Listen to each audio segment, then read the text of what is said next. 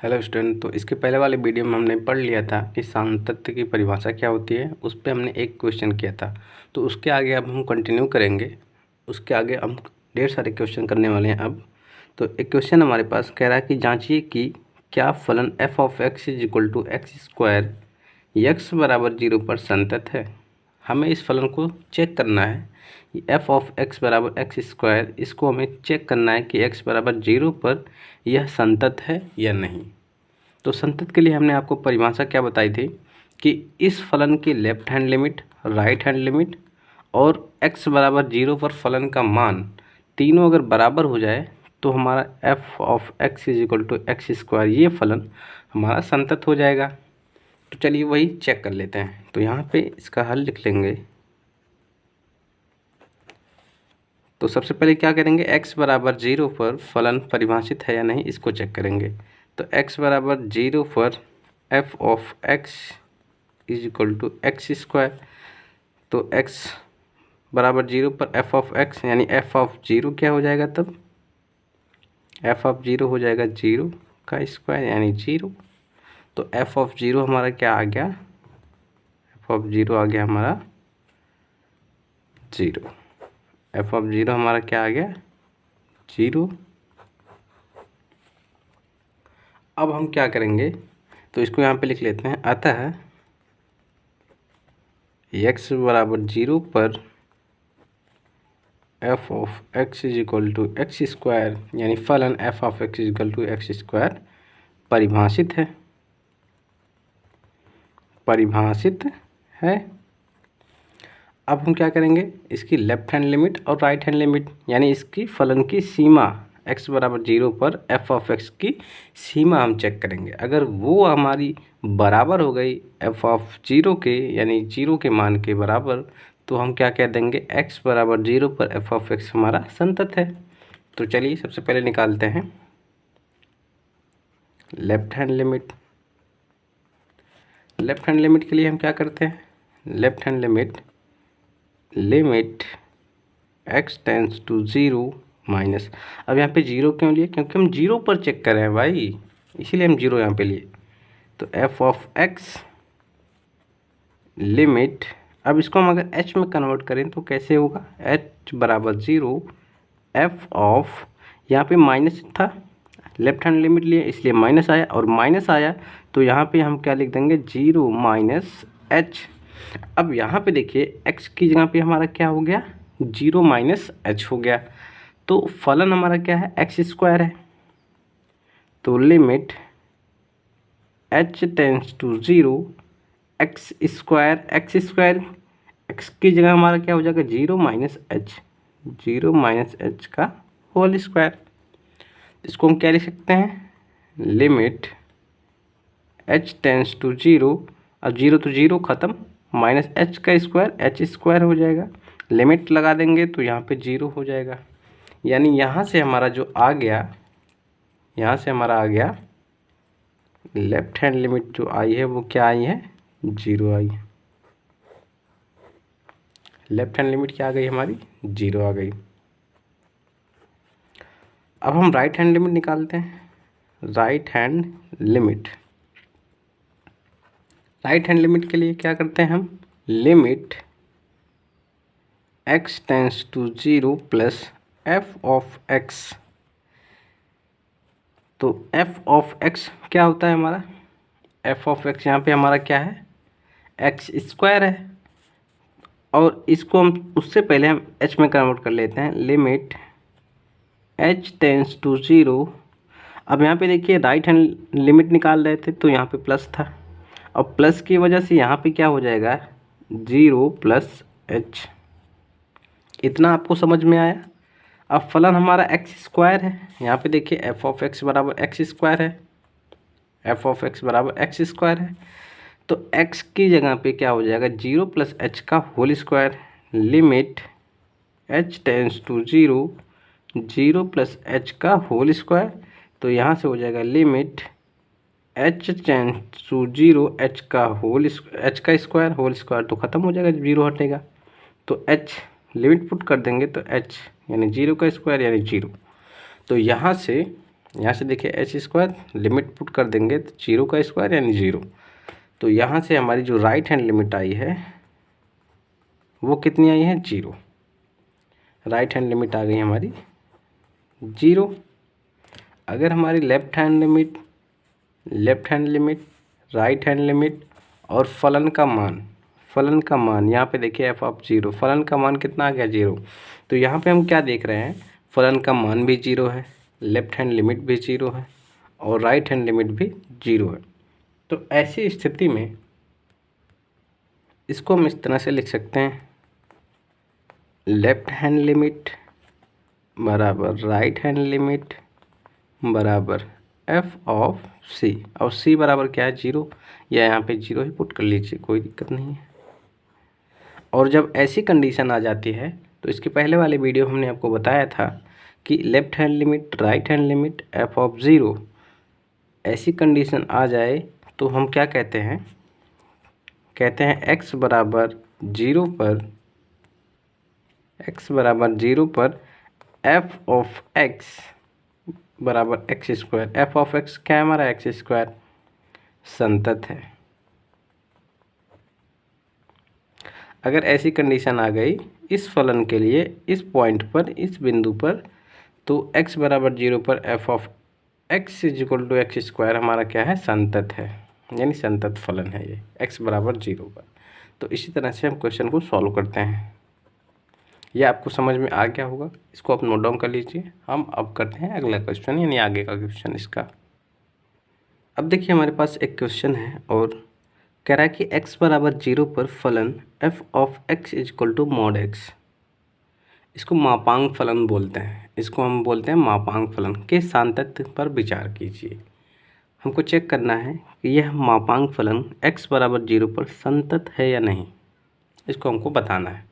तो चलिए चेक करते हैं। तो सबसे पहले इसको हम सरल रूप में लिख लेते हैं, मापांक फलन f of x equal to mod x, इसको बढ़ते हैं मॉड x। तो इसको हम सबसे पहले सरल रूप में लिख लेते हैं।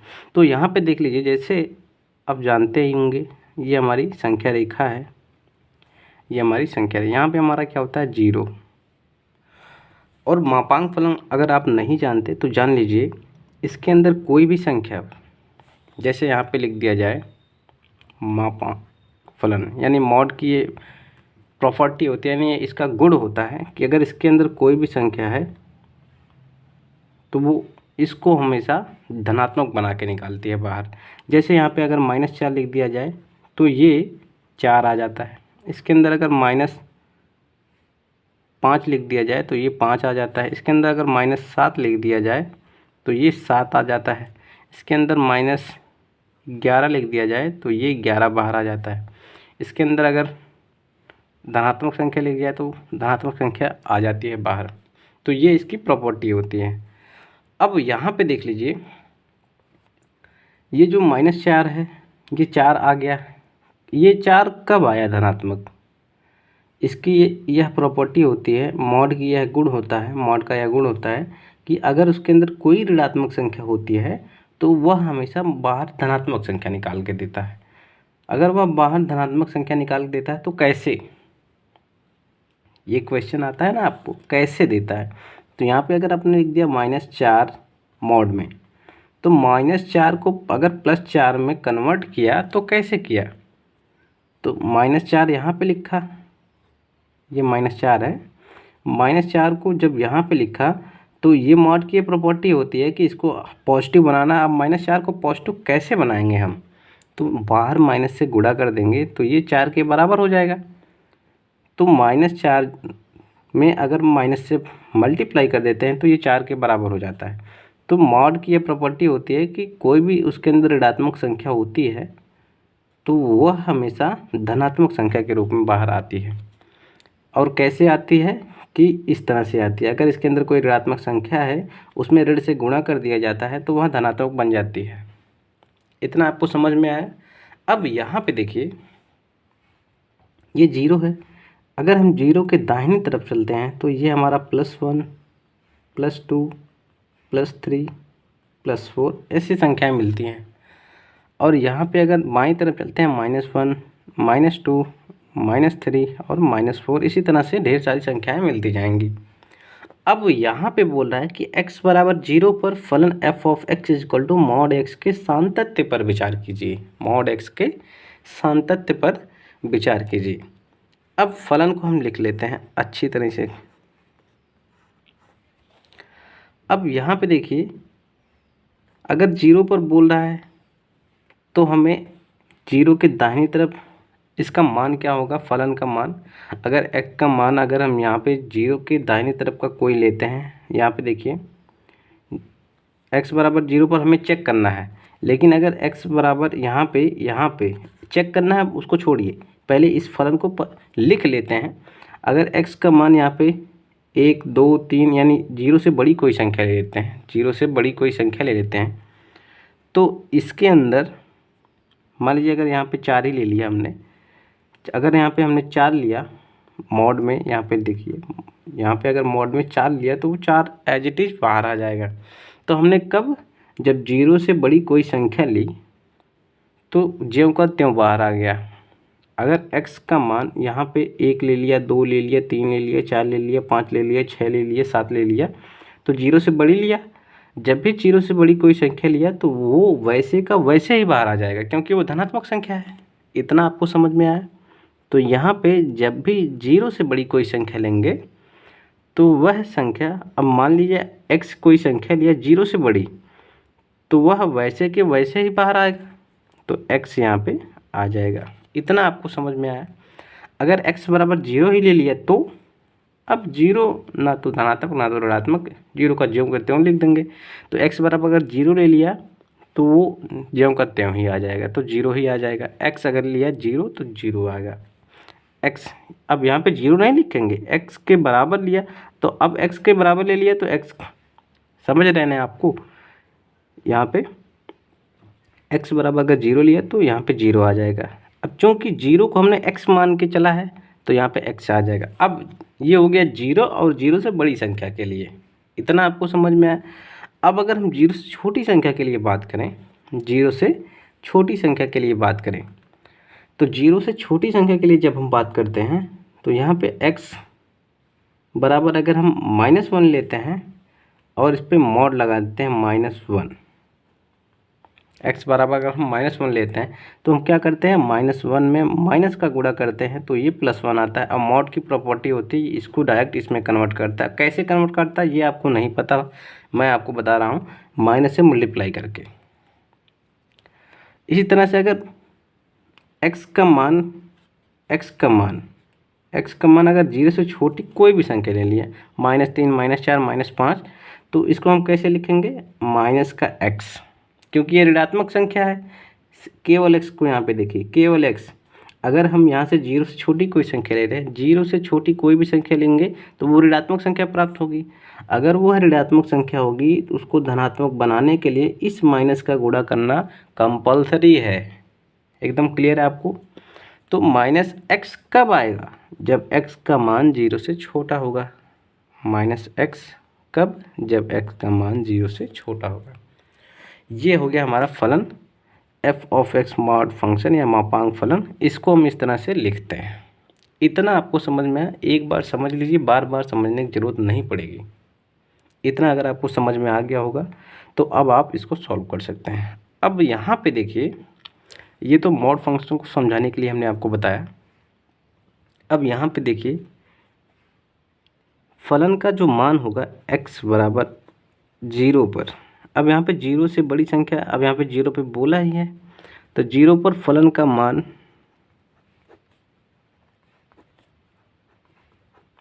मान कितना होगा, f ऑफ x पहले लिख लेते हैं। x बराबर 0 पर f ऑफ x क्या होगा, यहाँ पे x बराबर 0 भी है, ध्यान से देखिए x बराबर 0 भी है, तो उसके लिए फलन का मान क्या होगा, x होगा। इतना आपको समझ में आ रहा है। तो x बराबर जब 0 तो f ऑफ 0 क्या हो जाएगा, ये 0 हो जाएगा। ये आपको क्लियर है। इतना आपको समझ में आ गया होगा। तो फलन का जो मान है वो क्या है हमारा, f ऑफ 0 बराबर 0। तो x बराबर 0 पर हम इसको लिख देंगे f ऑफ x परिभाषित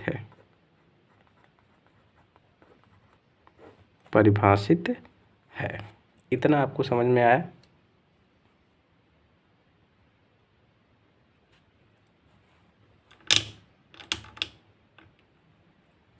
अब इसी तरह से अगर हम लेफ्ट हैंड लिमिट निकालें, हम यहाँ पे बात किसकी कर रहे हैं? x बराबर 0 पर f ऑफ x बराबर मॉड x, सांतत्य की बात कर रहे हैं इसकी, किस बिंदु पर? x बराबर 0 पर। तो सबसे पहले हमने क्या किया? फलन को परिभाषित किया। एक बार समझ लीजिए, आपको ये बार बार मिलेगा। इसके बाद आप इसको डायरेक्ट इस तरह से लिख सकते हैं। तो हमने आपको समझाने के लिए इतना सब कुछ किया। इसके बाद हमने अब सांतत्य की जांच करने के लिए हम क्या करते हैं? फलन का मान, left hand limit, right hand limit निकालते हैं। अगर तीनों बराबर हो गया तो उस बिंदु पर फलन हमारा संतत होता है। तो लेफ्ट हैंड लिमिट निकालेंगे। लेफ्ट हैंड लिमिट के लिए limit x tends to 0 minus f of x, इसको हम लिख देंगे लिमिट h टेंस टू 0। अब यहाँ पे माइनस था तो 0 माइनस h हो जाएगा। अब x की जगह पे हमारा क्या है? 0 माइनस h। और लेफ्ट हैंड लिमिट के लिए जब x का मान 0 से छोटा होगा, अब लेफ्ट हैंड लिमिट ये हमारा 0 है, 0 के लिए लेफ्ट हैंड लिमिट इस तरफ से लगेगी। अब लेफ्ट हैंड लिमिट इस तरफ से लगेगी तो ऋणात्मक संख्या, ऋणात्मक मान फलन परिभाषित होगा, तो ये वाला फलन होगा। तो minus x limit h tends to 0 minus x की जगह हमारा 0 minus h limit h tends to 0, minus के अंदर गुणा कर देंगे तो माइनस 0 कोई मतलब नहीं है, माइनस का माइनस में मल्टीप्लाई होगा तो प्लस हो जाएगा, प्लस को लिखें या ना लिखें, और ये बराबर 0 हो जाएगा। सॉरी, यहाँ पे देखिए, यहाँ पे क्या होगा? माइनस को अंदर भेज देंगे तो ये 0 हो जाएगा, इसका कोई मतलब नहीं है, और माइनस का माइनस में मल्टीप्लाई करेंगे तो ये हो जाएगा प्लस, और प्लस h लिख दिया तो फिर लिमिट लगा दिया तो ये 0 हो गया। तो लेफ्ट हैंड लिमिट हमारी क्या आ गई? 0 आ गई। Left hand limit is equal to 0। अब हम बात कर लेते हैं राइट हैंड लिमिट की।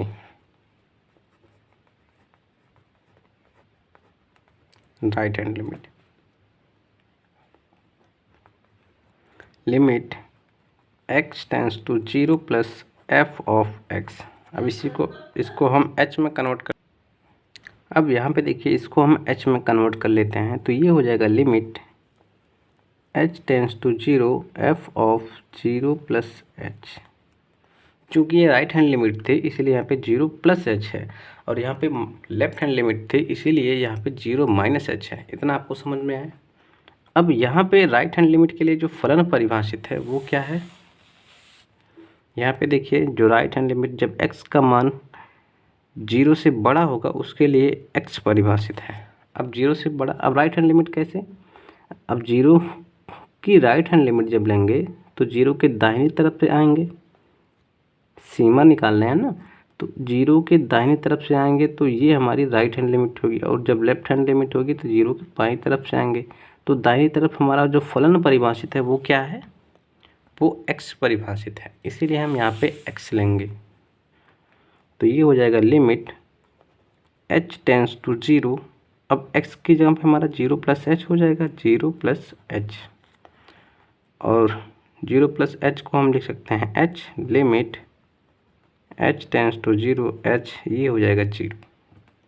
तो हमारी जो आई यहाँ पे राइट हैंड लिमिट वो कितना आया? 0 आया।